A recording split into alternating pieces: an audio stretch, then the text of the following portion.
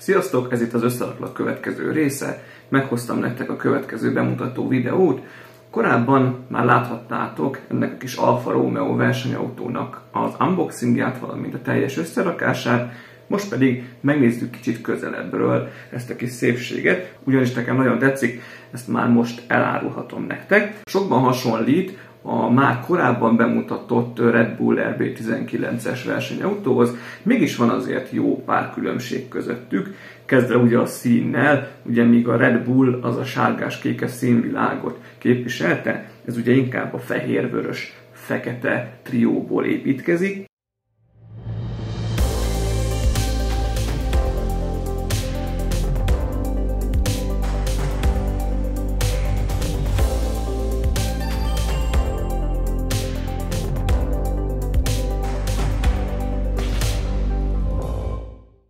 Az autót az Alfa Romeo Racing tervezte, és a 2022-es világbajnokságban szerepelt. Két pilóta vezette, mint általában. Az egyik ugye Valtteri Bottas, másik pedig Zhou Guanyu, remélem jól mondom, annyira nem mozog otthon a Forma 1 világában, de próbáltam ezt a csodálatos kínai nevet kimondani. Egyébként ő volt, ha jól tudom, az első kínai versenyző a Forma 1 történetében. Habár a kocsi maga jól néz ki, sajnos nem lett éppen nagyon sikeres, ha jól tudom, nem is nyertek, nem is volt polpozíció, még csak dobogós helyezéssel értek el, talán egyszer volt leggyorsabb körük. Úgyhogy tényleg nem lehet azt mondani, hogy egy nagyon sikeres versenyautó volt. Egy kis érdekesség van elével kapcsolatban, már 2020-ban megkezdték a tervezését, utána ugye 2021 egy átmeneti időszak lett, és a később készült modell a C41-es nevet kapta, és végül az új generációs modell 2022-ben C42-re, így végül a C40-es nevet azt nem is használták. Hát egy kicsit itt megkeverték a dolgokat a névvel kapcsolatban. Haladjunk előről, ugye az első légterelő az szinte tök ugyanúgy néz ki, mint a Red Bull esetében volt, a fekete szín dominál, van benne egy kis fehér is, itt is megjelennek már a matricák, hasonlóképpen a Red Bullos készlethez, rengeteg matricát fel kellett ragasztani. Egyedüli pozitívumként azt a változást szeretném megemlíteni, hogy míg a Red Bull összerakása során a matricákat a leges-leges legvégén mutatta csak az összeszerelési útmutatóban, hogy hova kell felragasztani. Itt több matricát már az összeszerelés során is mutatott, hogy az adott elemre ragasszon fel, és ez így sokkal könnyebbé is tette a felmatricázást. Ahogy haladunk tovább az orrészen, láthatjuk itt ugye a keresztlengőkaros nyomórudas felfüggesztést, első felfüggesztést, és egyébként ennek az autónak a hátsó felfüggesztése is ugyanez a nyomórudas verzió, míg az összes többi Forma 1-es versenyautó ebben a szezonban már a hátsó felfüggesztésnél a keresztlengőkaros vonórudas verziót használta, az Alfa Romeo-nál maradtak a nyomórudas verziónál. Az orrészen elől a piros háttéren a fehér feliratok, amik ugye egészen feljönnek a glóriáig, a vezetőfülkéig. Itt is lehetett választani, hogy a 24-es számot rakjuk fel, vagy a 77-est, mindkettőhöz járt külön matrica készlet. Hát én most jelenleg Bottasnak a számát választottam, igazából kiszámoltam egy speccel, és ez jött ki. A pilótafülke az nagyon hasonlóan épül fel, mint a Red Bullnál volt. Itt van ugye a Halo, a Gloria, erre most nem kellett matricát felragasztani. Ugye itt van a 3 pontos illesztésének a harmadik része, ugyanúgy fel lehet innen ezt emelni. Itt van két oldalt a két visszapillantó tükör, valamint ugye érdekesség, hogy itt az oldaldobozokon az Alfa Romeo-nál úgy oldották meg a Ferrari motornak a hűtését, hogy az oldalán ilyen kopoltyúszerű nyílásokat helyeztek el, és ez tök jól visszaadja itt a készletnél is. Ugyanúgy helyet kapott benne még a kormány.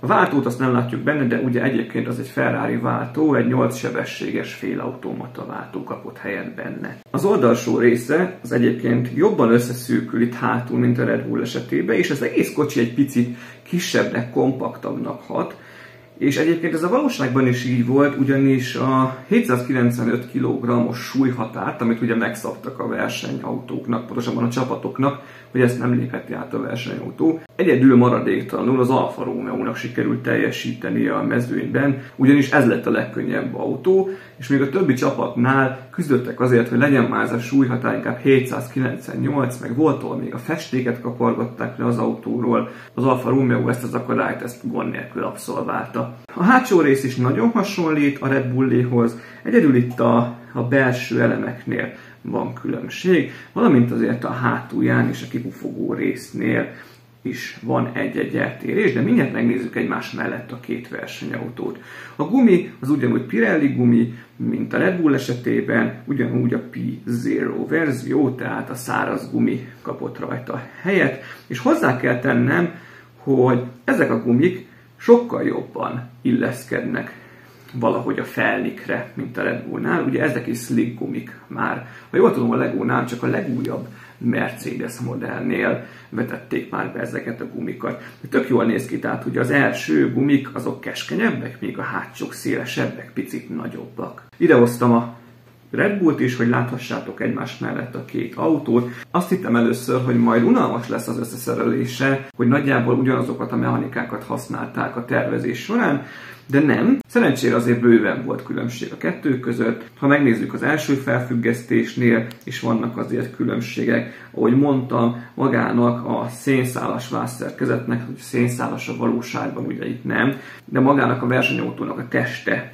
is több dologban eltér, például ugye a szélességében. Annak külön örültem, hogy a Glóriára nem kellett matricát felszenvedni, valamint ugye a hátsó felfüggesztésnél tök jól látszik a különbség. Tehát ugye a Red Bullnál a vonórudas verzió van már hátul, míg az Alfa Romeo-nál ugyanúgy a nyomórudas. Én összességében nagyon-nagyon elégedett vagyok ezekkel a készletekkel. Az Alfa Romeo-ban se csalódtam, ha bár nem követem a Forma 1-et, annyira nem is rajongok kimondottan az autókért, attól függetlenül, hogy szeretem őket, viszont ezek a készletek nekem nagyon-nagyon-nagyon tetszenek. Nem hatalmasak, tehát ugye 22-23 cm mindkettő, de mégis nagyon-nagyon jól mutatnak, akár így egymás mellett is. Mégis érdekesség, hogy a Red Bull a sokkal könnyebben mozog. Az Alfa Romeo-nak egy picit nehézkesebb a mozgása, viszont sokkal stabilabban állnak a kerekei, ahogy mondtam. Valahogy ez a váz ez sokkal jobban tartja,